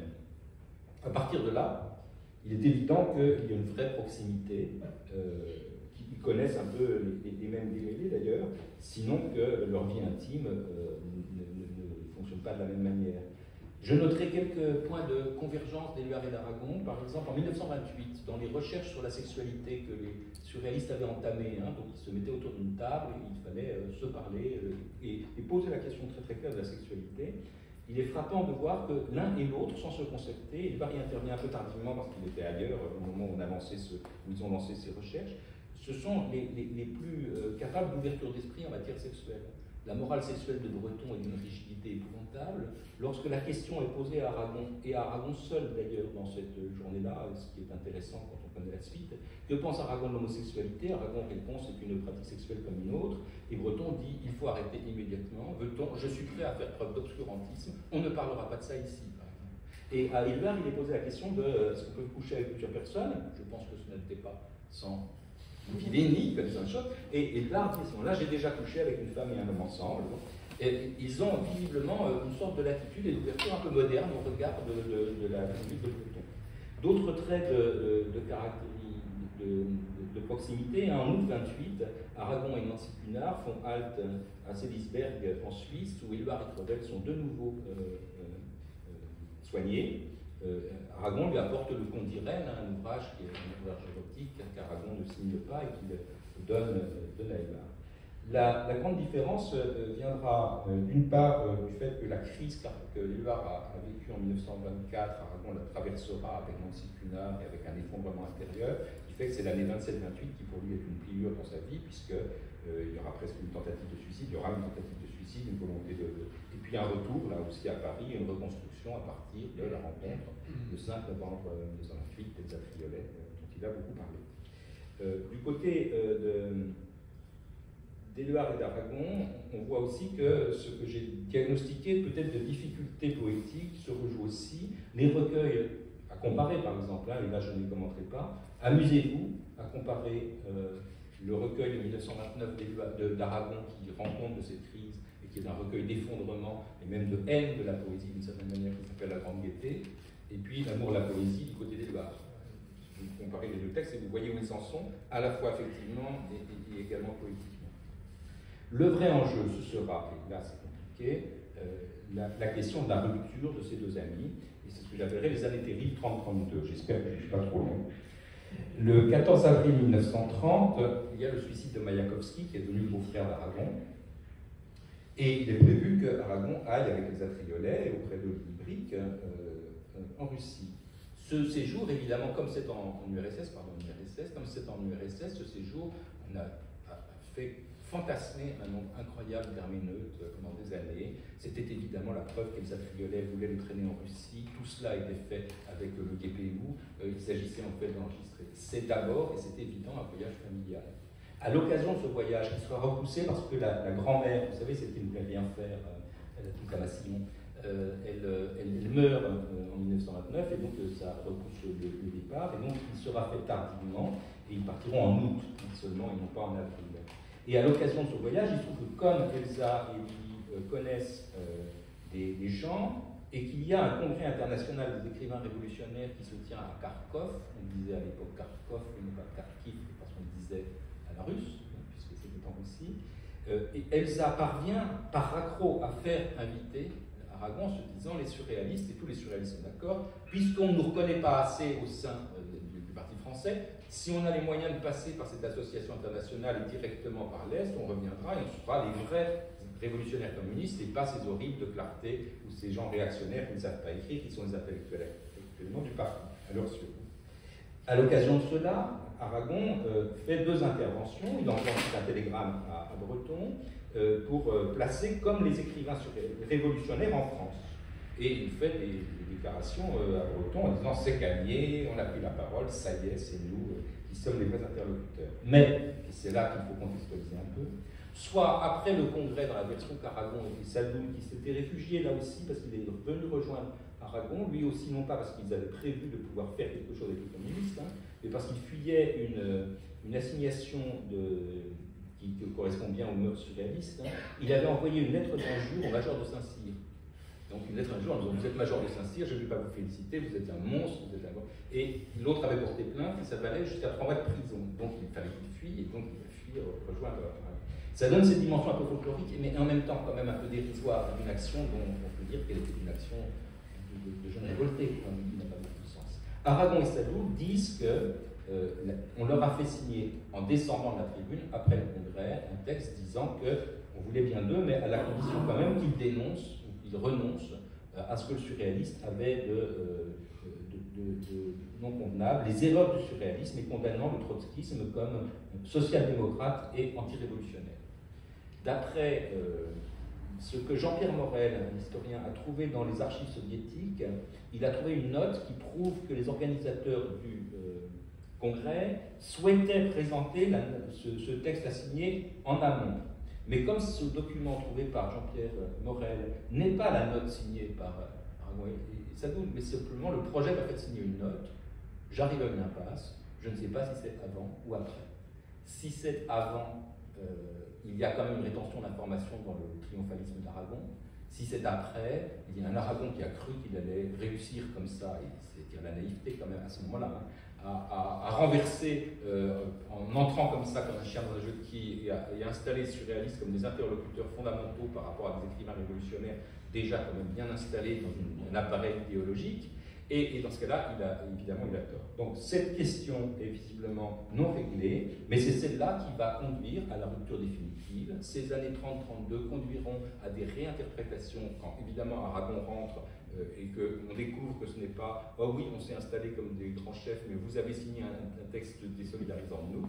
Il faut absolument qu'on règle cette question. 2 années de déchirement où Aragon ne cessera d'essayer de concilier en fait les 2 appartenances et tiendra des propos qui passeront parce que Aragon sait faire un chantage à l'amitié, un chantage à la fraternité. Tout cela conduit à la vraie rupture qui fait qu'en 1932, lorsque Aragon rompt avec Breton et fait le choix finalement du parti contre les surréalistes répondent d'une part par un tract qui s'appelle Paillasse, et Aragon y ajoutera, et Éluard y ajoutera un certificat qui est peut-être le texte le plus terrible d'Éluard sur Aragon. Je le cite, pas dans sa totalité, parce qu'on a bien fait comprendre que je suis déjà à 2 heures de dépassement, mais je n'ai pas l'impression que vous ennuyez, donc j'ai continué. C'est un texte que vous pourrez retrouver dans beaucoup de documents, dont par exemple il est souvent reproduit, donc je ne vais pas le citer dans sa totalité. Ce qui me frappe, c'est à quel point c'est qu'il faut interpréter ce texte. Il y a déjà un texte violent des surréalistes, et Éluard en rajoute un, qui signe lui seul, certificat. Et ce certificat est une fin de non-recevoir définitive. Les colères d'Éluard peuvent être très très grandes. Elles sont grandes à la proportion, je pense, de son goût pour l'amitié. Éluard a toujours fédéré autour de lui des amis. Il y aura Charles, il y avait Max Ernst, il y en a bien d'autres. Et je crois que c'est l'amitié déçue qui se dit ici. Et c'est un jugement terrible sur Aragon, et il lui reproche essentiellement l'équivocité. C'est-à-dire une dimension qui n'est absolument pas éluardienne, l'ambiguïté, le double jeu, la complexité, la non-transparence. Et il y a quelque chose qui paraît irréparable, c'est qu'il lui renvoie une admiration qu'ils ont l'un et l'autre et Amon, à la fin de ce certificat, un certificat de non-réception, enfin, un certificat de congédiement. Enfin, voilà, c'est le certificat qu'on donne aux gens qu'on congédie. C'est cette formule qui est terrible. Toute l'eau de la mer ne suffirait pas à laver une tache de sang intellectuelle au Tréamont. Et donc c'est un texte très très dur et très très violent. Et évidemment, les 2 amis sont définitivement séparés, non sans déchirure du point de vue d'Aragon. Alors ce qui est intéressant, c'est ma 7e citation, et c'est de plus en plus vite, c'est que dans les années 30, ils vont être contraints de se retrouver, ou ils vont progressivement se retrouver. Nous les reprenons donc avec cette désunion complète de certificat en 1932. Éluard poursuit, lui, sa vie de bohème. Il est même très heureux en amour, puisqu'il a rencontré en 1930 Nouche, et qu'il a pu mettre fin à la vie avec Gala, et qu'il se reconstruit dans un amour plein et heureux. Il est pleinement dans la vie qu'il souhaite mener, la mort du père, la succession lui permettant de vivre cette vie de bohème, de pauvre riche ou de riche pauvre qui parvient à se financer par le biais des travaux du marché de l'art, etc. Et il construit toujours un fil singulier dans le surréalisme auquel il participe beaucoup, et il y a énormément de textes, La vie immédiate comme De Goutot, La rose publique, Nuit partagée avec des dessins de Dali, et le très beau Facile avec les photos de Neige par Man Ray. Aragon, pour sa part, lui, se reconstruit. C'est la période où il a perdu son éditeur pour des raisons d'engagement politique, donc il n'a plus Gallimard comme soutien. La vie de 28 à 32 avec Elsa Triolet n'est pas si facile que cela, contrairement à la légende qui en est donnée. Et le journal d'Elsa Triolet a une citation que je mentionne toujours. Il m'aime, que demander de plus, pour l'instant pas d'étranger, ni homme ni femme, sauf Nancy. Ça fait quand même beaucoup de « il m'aime que demander de plus », mais pas d'étranger ni homme ni femme, ce qui est intéressant aussi quand on lit la suite, et sauf Nancy, ce qui veut dire que l'ombre de Nancy n'a pas disparu, et même la personne de Nancy n'a pas disparu dès le début. C'est la période bien connue chez Aragon du fait que se priver de revenus de 28 à 32, c'est par la vente des colliers des Atriolet que Aragon va les porter en passant par les portes des livreurs. Ce fera le livreur des créations de sa femme dans la maison de couture pour essayer de vivre. Et puis ensuite, ce sera la vache enragée du fait qu'il monte progressivement comme intellectuel communiste, qui lui est donné de rentrer à l'humanité, qui fait les chiens écrasés, qu'il rentrera ensuite dans le secrétariat de la revue commune avec Nizan, et il se reconstruira plutôt du côté romanesque, encore une fois, parce que Persécuteur, qui est un volume qu'on a réédité puisque récemment, est un volume qui contient ces tentatives de poésie militante qui justement ont été à l'origine aussi de la rupture avec les surréalistes. Il publiera en 1934 à la fois Oural et les cloches de Bâle, et même si certains sont des grands adeptes d'Oural, je tiens à dire que quand on compare Oural et les cloches de Bâle, il me semble que le dénivelé qui existe encore chez Aragon entre la toute-puissance de la prose et des vers qui hésitent encore à essayer de faire du Mayakovsky après avoir essayé de faire du Apollinaire, etc., prouve que l'accomplissement n'est pas encore pleinement là. Donc il y a un homme de lettres qui est en train de reconquérir une place. Je prendrai une seule image. Au Congrès international pour la défense de la culture à la mutualité, les surréalistes continuent quand même, à cause de la menace antifasciste, à travailler aussi. Breton était prévu pour prendre la parole dans ce Congrès international pour la défense de la culture qui est organisé vraiment par les structures politiques, congrès auquel Aragon participe évidemment pleinement.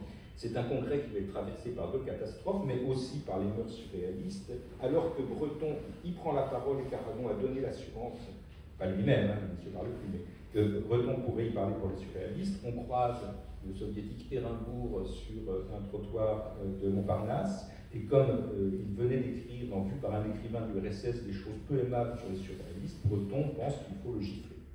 Donc il gifle le co-organisateur du congrès. Évidemment, le co-organisateur ne répond pas parce que Hérinbourg est soit moins fort, soit...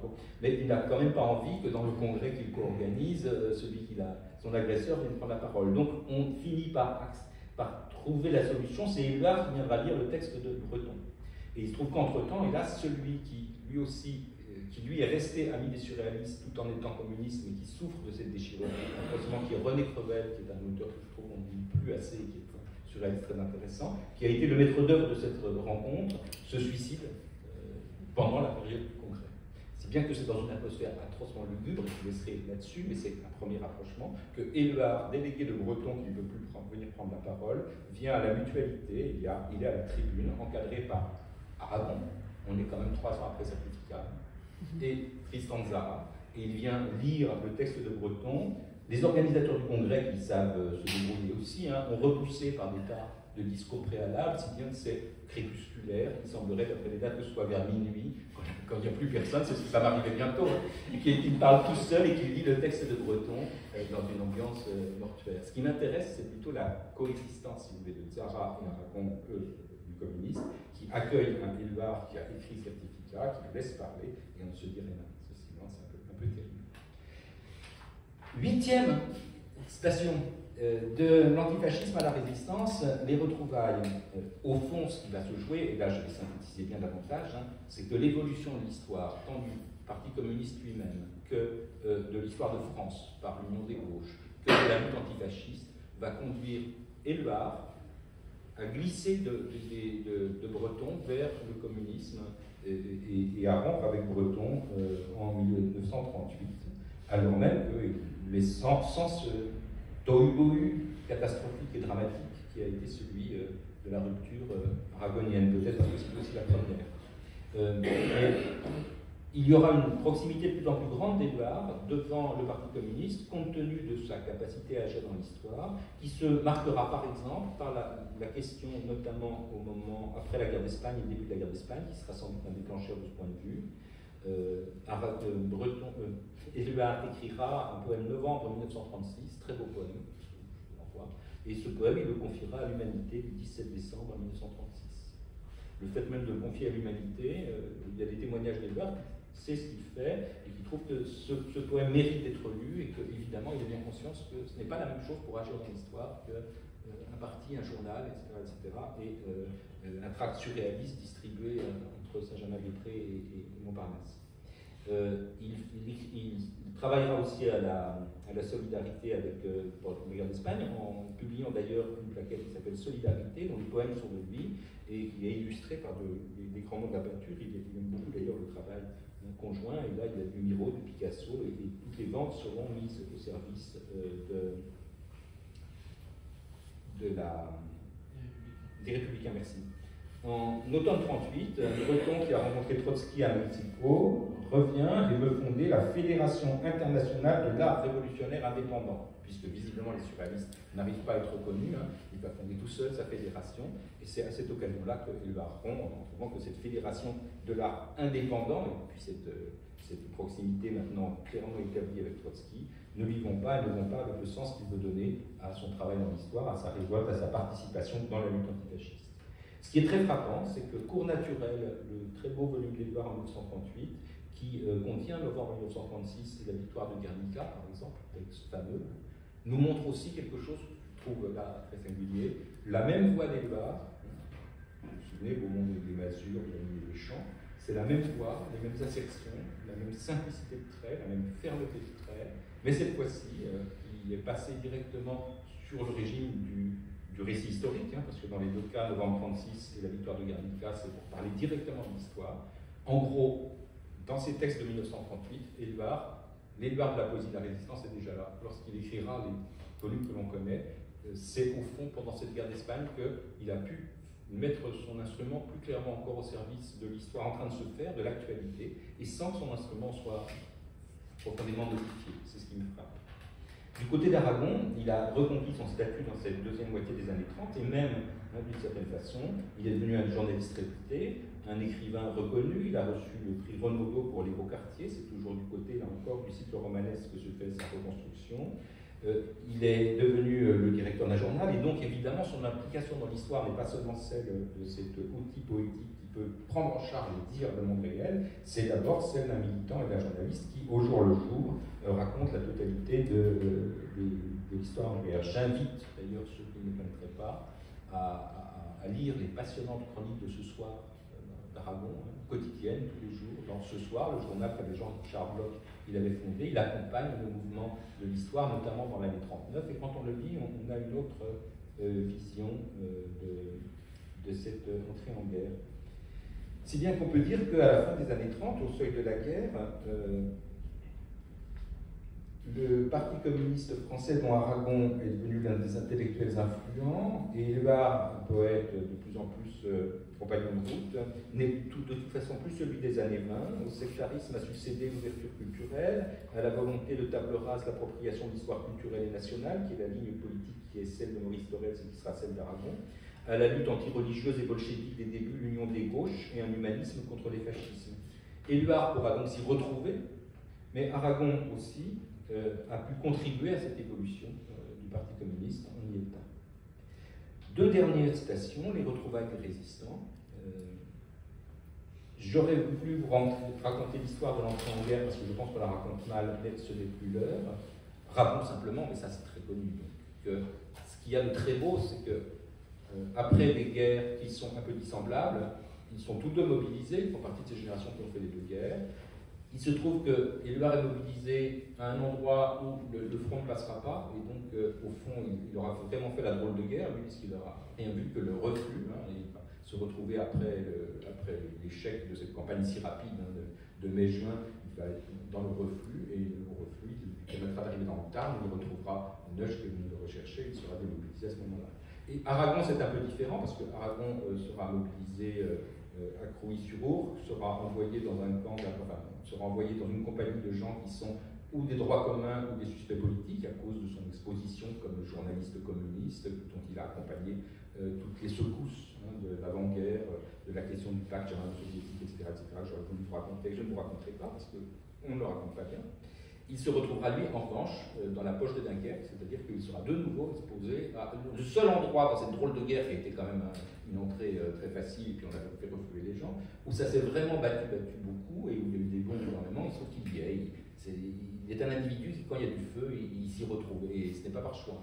Et donc, lui connaîtra la poche de Dunkerque, c'est-à-dire les bombardements considérables, le repli de l'armée française qui se fera sur les côtes anglaises, et le retour ensuite en bateau. Et donc, les seuls lieux d'affrontement terriblement violents de ce moment-là, il y sera. Mais ils se retrouvent l'un et l'autre, et ce qu'il y a d'assez beau dans cette période, c'est qu'ils vont devenir les deux grands poètes de la résistance. Ils vont d'abord, dans une non-clandestinité qui était acceptable et qui fonctionnait, pouvoir publier et construire les grands recueils de la résistance d'un côté et de l'autre, l'un au nord, l'autre au sud. Ils vont les faire avec des moyens différents que sont ceux du nord et du sud. Le sud, ça va être l'ouverture évidemment vers l'Afrique du Nord, la Suisse, pour pouvoir avoir des réseaux de diffusion. Ça va être aussi avec tous les intellectuels réfugiés au sud. Au nord, ça va être dans une clandestinité plus importante d'emblée, mais Éluard va pouvoir travailler avec les jeunes gens de la main plume, va pouvoir travailler avec Corti, et va pouvoir travailler avec les éditions de Minuit, et ça donnera évidemment toute l'œuvre d'Éluard, mais aussi toutes les publications au nord de la poésie de résistance très belle. Au sud, Aragon après aura lui-même reconstruit d'abord par la publication du Crève-Cœur, puis des Yeux d'Elsa, puis dans un passage à la clandestinité, aussi un réseau. Il travaillera avec la Suisse, avec Skira, avec les intellectuels suisses. Je ne vais pas tout raconter ici. Ce qui me frappe, c'est qu'ils ont des itinéraires parallèles, dans des contextes légèrement différents. Et au fond, le travail qu'ils auront mené chacun de leur côté conduit à cette chose très importante qui est en avril 1943. Aragon est envoyé en zone nord parce qu'on voudrait parvenir à fédérer tous les travaux des intellectuels résistants et notamment des écrivains pour pouvoir construire le Comité national des écrivains. Il est envoyé là et pour interlocuteur, il a Éluard et Neuch qui attendent Aragon et Xatriolet sur le quai de la gare de Lyon en avril 1943. Aragon commentera qu'il était touchant le bouquet de Neuch sur le quai de la gare. Et là, ils sont clairement dans une fraternité. Ils ont travaillé un petit peu chacun de leur côté à cette résistance et qu'on va fédérer. C'est leur rencontre qui marque au fond le début du travail de fédération qui sera le Comité national des écrivains. Éluard d'ailleurs demandera sa réintégration au Parti communiste illégale alors dans cette année 1943. Et à partir de là, ce sont évidemment des destins conjoints dont j'aurais voulu dire beaucoup de choses. Sur par exemple le passage à la clandestinité qui se fera dans cette même année 1943. Il est dit d'Aragon tous les ponts doivent être coupés, ils doivent se dissoudre dans le brouillard et il quittera les différents domiciles qui sont les siens pour se retrouver finalement dans la Drôme, à Saint-Donat-sur-l'Herbasse, puis dans la Drôme. C'est à la même période que Éluard, compte tenu de la très grande popularité de certains de ses poèmes clandestins, dont notamment évidemment le Liberté diffusé partout, mais aussi Poésie et Vérité 42, devra quitter finalement d'abord son domicile parisien, se réfugier chez des gens, puis finalement quitter Paris pour se réfugier dans la clinique du docteur Bonafé, en Lozère, où on tirera d'ailleurs le souvenir de la Maison des Fous. L'autre élément important, je pense, c'est que dans Poésie et Vérité 42, dans Les Yeux d'Elsa, il y a une grande différence, c'est que Éluard est confirmé, comme je l'ai dit, par sa poésie de la résistance. Aragon est comme réinventé. Le jeune surréaliste réapparaît cette fois-ci avec la rime en 1940, un instrument tout à fait différent, et il est l'Aragon que l'on connaît le mieux, c'est-à-dire celui qui a su refaire chanter le vers traditionnel en le renouvelant et en réinventant, comme si la voix s'était finalement trouvée, qu'il était d'une certaine manière né à une étape de sa poésie en tout cas, ce qui est confirmation chez Éluard et réinvention pleine et entière de soi. Resterait la deuxième étape, douloureuse après-guerre. Je n'ai pas le temps, mais vous pourrez me poser des questions, d'en venir à ce qui leur est souvent reproché à l'un et à l'autre, c'est leur travail conjoint dans ce comité national des écrivains qui, au moment de l'après-guerre, va devenir le lieu où il est chargé de l'épuration des lettres. Et donc ça donnera lieu à de grandes polémiques, mais je pense qu'il y a des choses nouvelles à dire là-dessus. Ce qu'on peut dire, c'est que l'un et l'autre sont dans un moment de confirmation et en même temps de destruction. Chez Éluard, la désillusion de l'après-guerre, puisque nous avons aussi une illusion rétrospective. Pour nous, la fin de la guerre, c'est merveilleux parce que c'est la fin de la guerre, et effectivement, il y a des scènes de liesse de la libération.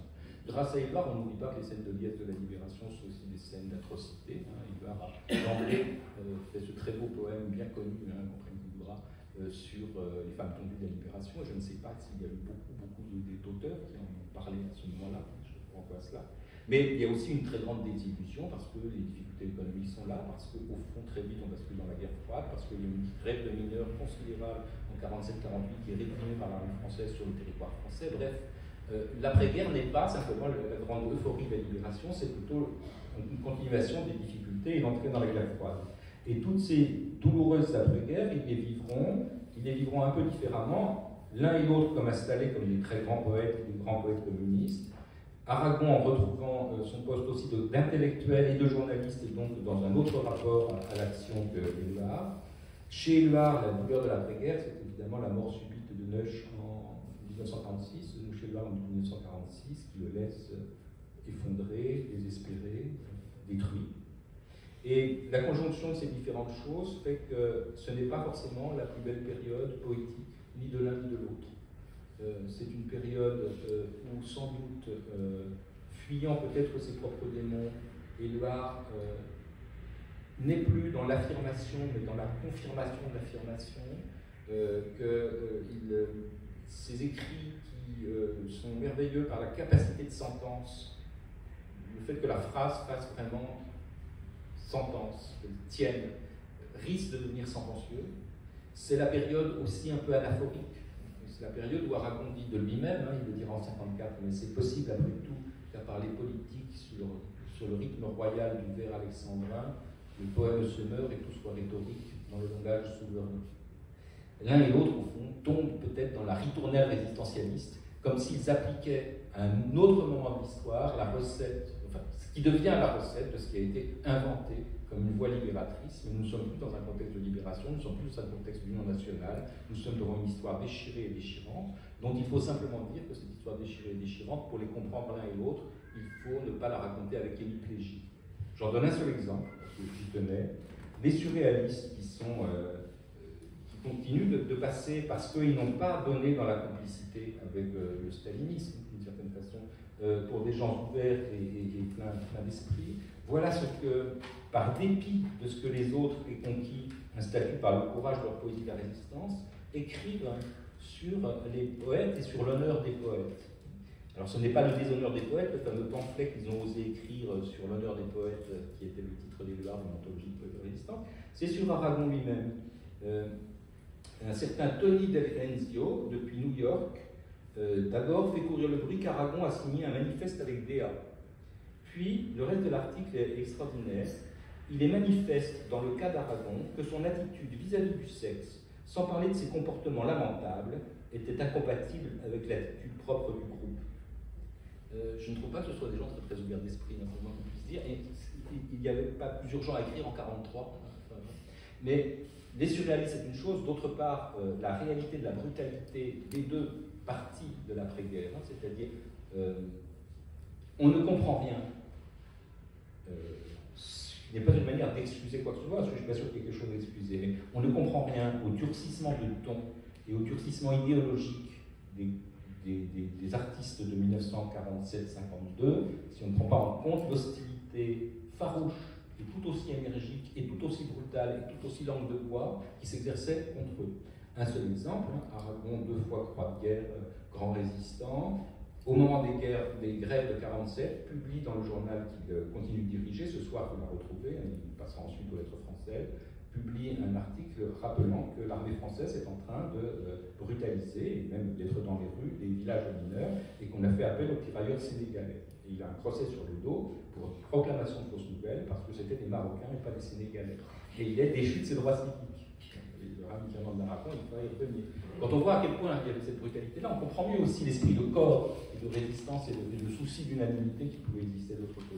Ce n'est donc pas leur meilleure période politique, ce n'est peut-être pas la meilleure période existentielle non plus pour Éluard. Et là, j'ai quelques questions, mais c'est un travail en cours. Je m'interroge, je crois avoir compris, je crois pouvoir dire que les proclamations d'avenir qui se font un petit peu à la moulinette parce qu'ils sont aussi surmobilisés par l'appareil du parti. C'est la période où Éluard va tourner et faire des tournées internationales dans tous les pays de l'Est. Et on voit bien aussi que les vers les plus simples et les plus solennels et les plus susceptibles d'être des slogans sont les mieux accueillis, donc pourquoi ne pas les faire? Il me semble qu'il y a aussi un enjeu subjectif là derrière. Il me semble, mais c'est à débattre parce qu'on a parlé du fait qu'il se fasse remarier avec Dominique très tardivement. J'ai même l'hypothèse qu'il y a quelque chose de l'auto-persuasion. C'est une évidence dans le discours d'Aragon à dire que la poésie continue d'être une belle arme de combat sous cette forme-là, tout en disant ben non, c'est de la rhétorique. Et chez Éluard, il y a une sorte de péroraison et d'affirmation sentencieuse du bonheur qui devient, derrière laquelle j'entends, mais à voir, j'entends quelque chose comme une auto-persuasion de plus en plus serinée parce que justement elle est inefficace. La mort d'Éluard n'aidera pas non plus à ce qu'il ne faille pas démêler, c'est sans doute le travail auquel je souhaiterais me consacrer avec mon ami Victor là-dessus, parce que l'une des grandes malchances d'Éluard, à part celle de mourir jeune parce qu'il était malade et qu'il n'allait pas bien, c'est aussi de mourir avant Staline. Il ne faut jamais l'oublier, je crois. Il meurt en 52, c'est-à-dire qu'il meurt avant Staline. Et c'est là que leur chemin se sépare, je crois. Ce qui fera d'une certaine façon la chance d'Aragon, c'est l'extraordinaire trentaine d'années d'explicitation et de démultiplication de soi et d'explication des atrocités de l'histoire et du rôle qu'on y a tenu, qui ne se reprendra jamais la forme idiote du renégat ou du repenti, mais toujours de la tentative d'expliquer comment on a pu être aussi généreux et aussi aveuglé. Et Éluard n'aura pas cette chance. Il est d'une certaine façon tombé au moment du pire de la surdité réciproque des partis et au pire de la guerre froide, et il est comme à jamais gelé d'une certaine manière dans les derniers soubresauts de cette guerre froide. Pour conclure, j'étais parti d'Aragon, je souhaiterais donner la parole à Éluard. L'homme de certificat, l'homme qui a écrit le certificat en novembre 1949 écrit ceci: de tous les poètes que j'ai connus, Aragon est celui qui a le plus eu raison, raison contre les monstres et raison contre moi. Il m'a montré le droit chemin, il le montre encore aujourd'hui à tous ceux qui n'ont pas compris que lutter contre l'injustice, c'est lutter pour leur propre vie, pour une vie fleurie d'espoir et pour tout l'amour du monde. Beau témoignage, hein, qui en même temps pour moi fait déjà un peu entendre de cette litanie, hein, c'est-à-dire que si Aragon a eu raison alors qu'il avait congédié par son certificat, il a raison parce que lutter contre l'injustice, c'est aussi lutter pour sa propre vie, d'accord, pour une vie fleurie d'espoir et l'amour du monde. Il y a quand même quelque chose, vous voyez, une courbure un petit peu là, d'une sorte de devoir d'espérance un peu considérable. Si bien qu'il y a une forme de naïveté, pourrait-on dire, hein, dans ce dernier éloge, même si c'est un éloge amical et agréable. C'est pourquoi je préfère finir avec ce qu'il dit dans les poètes que j'ai connus, sous une forme d'ailleurs de poésie, comme si d'ailleurs dans la poésie d'Éluard, tout de suite, il y avait tout de suite un peu plus de choses que dans cette prose peut-être un petit peu facile, si j'ose dire. Facile non pas au sens que lui donnait Éluard, facile au sens d'une aisance un peu relâchée. Les poètes que j'ai connus, il y a ces strophes que j'aime beaucoup. Avec mon ami Aragon, les hommes savent s'exprimer dans leurs limites et au-delà de leurs limites, dans leurs frontières et au-delà de leurs frontières. Ce que je trouve très très juste, c'est que la leçon d'Aragon, elle est très bien inscrite ici, je trouve, dans cette question de la limite, hein, ce pas de plus, et cette obsession de dans leurs limites et au-delà de leurs limites. Voilà ce que Éluard capte d'Aragon, hein, cette espèce de volonté toujours d'être au-delà, de faire ce pas de plus. Donc je trouve qu'il tient mieux Aragon ici que dans le discours peut-être un petit peu cérémoniel du précédent, et surtout le texte après cette évocation d'Aragon s'achève sur du Éluard, du plein Éluard, du complet Éluard, du Éluard tel qu'on ne peut que l'admirer. Il reprend la question de la frontière, qu'il a fait traiter par Aragon, mais il la reprend sur le modèle éluardien.